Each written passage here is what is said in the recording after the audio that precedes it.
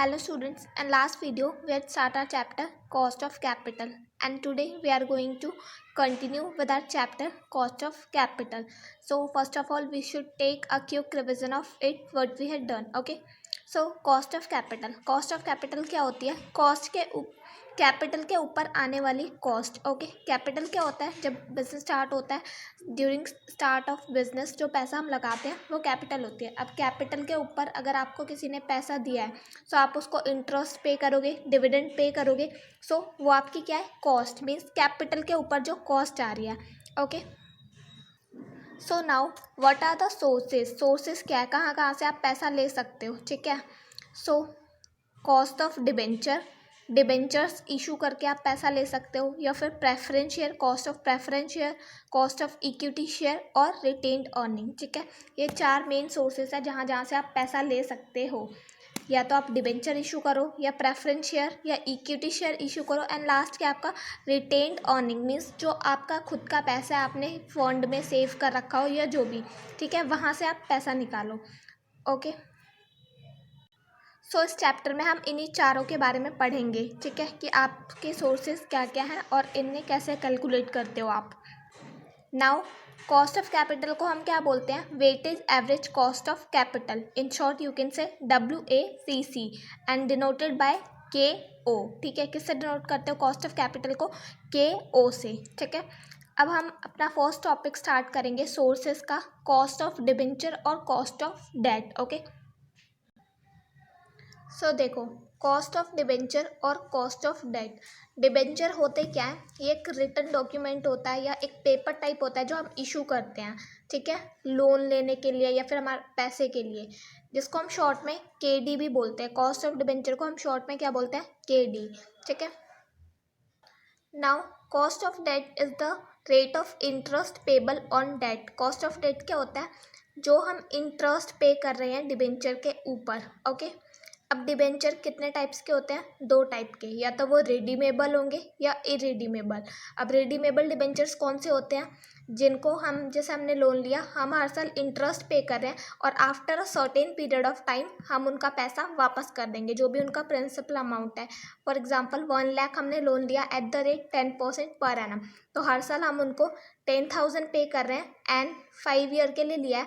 सो 5 year के and में हम उनका 1 लाख भी रिटर्न कर देंगे. सो ये आपका है रिडीमेबल. और इरिडीमेबल क्या होता है? जिसपे हम इंटरेस्ट पे करते हैं बट जो हमारा प्रिंसिपल अमाउंट है वो हमें पे नहीं करना होता. ठीक है,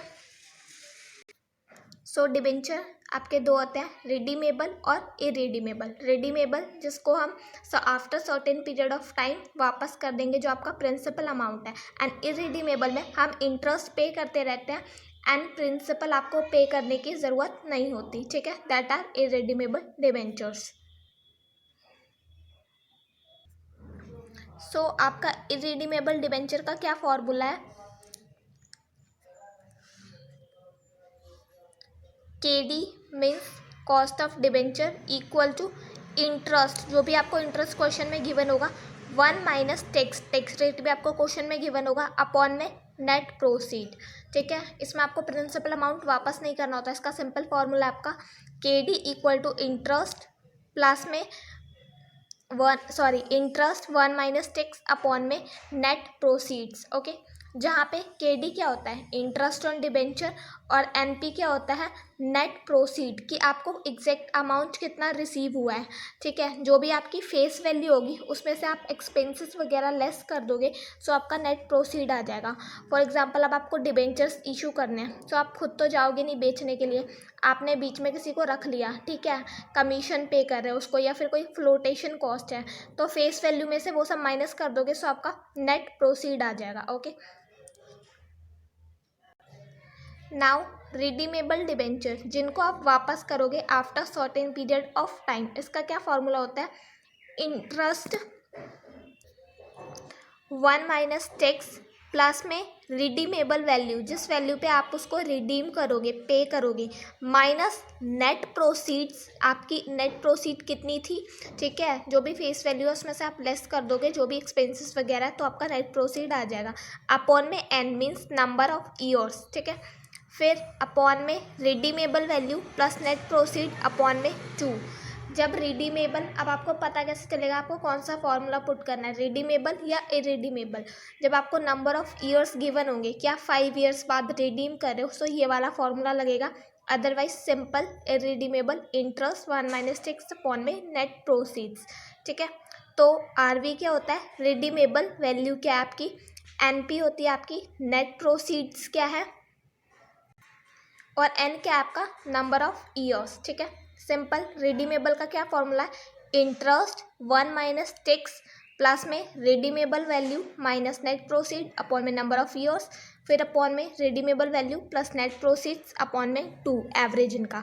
ठीक है, redeemable value RV, NP for net proceed, और एन क्या होता है आपका, नंबर ऑफ ईयर, और इरिडीमेबल के लिए आपका फॉर्मूला है इंटरेस्ट 1 माइनस 6 अपॉन में एनपी। ठीक है, अगर आपको स्क्रीनशॉट लेना है so you can take. Next video में हम इससे related question and next topic start करेंगे। Okay, thank you.